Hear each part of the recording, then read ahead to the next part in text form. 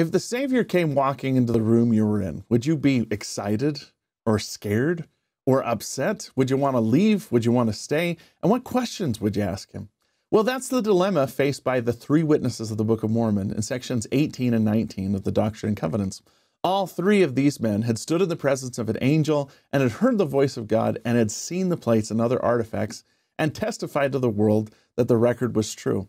But each one of them wondered, now what? And what else am I supposed to do? And what does the Lord have in store for me? So first, in section 18 of the Doctrine and Covenants, Oliver Cowdery and David Whitmer had the opportunity to ask the Lord for revelation through Joseph Smith about what they should do.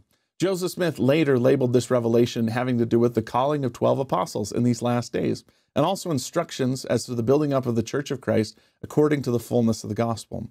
Interestingly, in this revelation, the Lord uses the word apostle for the first time to describe both David Whitmer and Oliver Cowdery. And we don't know if David Whitmer and Oliver Cowdery were apostles in the same sense we use the word today. In a general sense, the word apostle just means one sent forth, as in one sent forth to preach the gospel. Both David and Oliver were genuinely sent forth to preach the gospel, but there's also a part of this revelation that is addressed directly to the 12 apostles that the Lord intended to call to lead the church. These apostles, which lead the church today as members of the Quorum of the 12 in the First Presidency, are the most important leaders we have.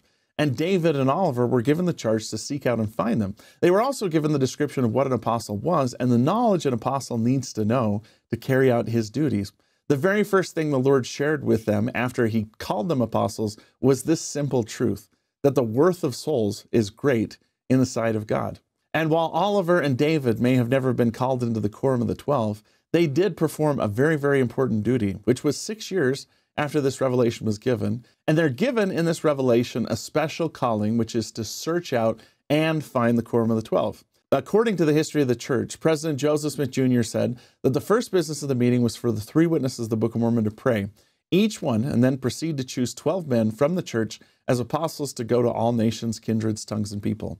The three witnesses, Oliver Cowdery, David Whitmer, and Martin Harris, united in prayer. The witnesses were then blessed by the laying on of the hands of the presidency. The witnesses then, according to the former commandment, proceeded to make the choice of the 12. And the men that they chose became amazing, wonderful leaders in the church. Brigham Young was among this group. Heber C. Kimball, Parley P. Pratt, Orson Pratt, David Patton, the first apostolic martyr in this dispensation, and others served in this Quorum of the 12 and were chosen by the three witnesses. Now, a later revelation given to Joseph Smith designated the apostles as special witnesses in the name of Christ in all the world.